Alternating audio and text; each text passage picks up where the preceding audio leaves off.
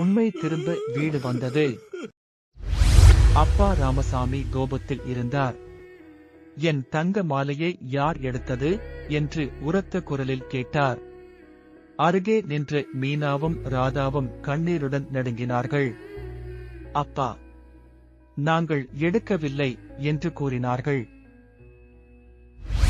ஏங்க, நான் பார்த்தேன், அந்த மாலையை அவர்கள்தான் எடுத்தாங்க, எனக்கு தெரியும் என்று கமலா சித்தி பொய் சொன்னாள். கமலா மெல்ல அரிசி கலனை திறந்தாள்.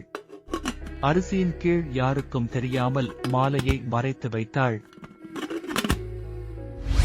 அந்த வீட்டு வாசல் திறக்கப்பட்டது. இந்த வீட்டை விட்டு நீங்கள் இருவரும் வெளியே போங்கள் என்று ராமசாமி கோபமாக கத்தினான். அந்த இரு சிறுமிகள் அழுது கொண்டே சாலையில் நடக்க ஆரம்பித்தார்கள். அவர்கள் கைகள் மட்டும் ஒன்றாக இறுகி பிடித்துக் கொண்டன.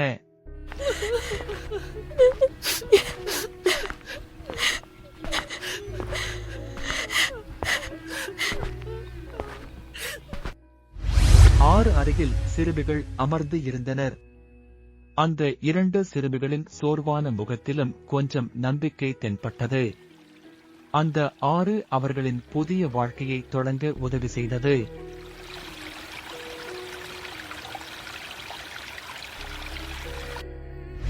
அன்று மீனாவும் ராதாவும் தோய்க்கத் தொடங்கினர்.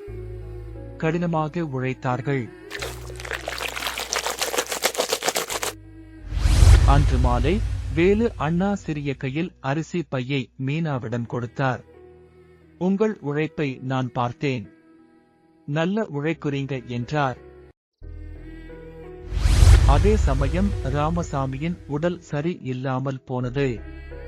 அவன் மனம் மீனா, ராதா என்று குரல் அலையாக வந்து போனது. ஒரு நாள் அந்த வீட்டுக்கு வந்த வேலைக்கார பாட்டி அரிசி கலனை சுத்தம் செய்ய தூக்கினாள். அப்போது தங்க மாலை மெல்ல வெளியே வந்தது. இது இங்கே எப்படி வந்தது என்று கேட்டாள். அப்போதுதான் போய் உடைந்தது. ராமசாமிக்கு உண்மை புரிந்தது. அவங்களை நான் தான் துரத்தினேன் என்று கண்ணீர் விட்டான். அவர்கள் இருவரையும் கஷ்டப்பட்டு தேடி கண்டுபிடித்தான்.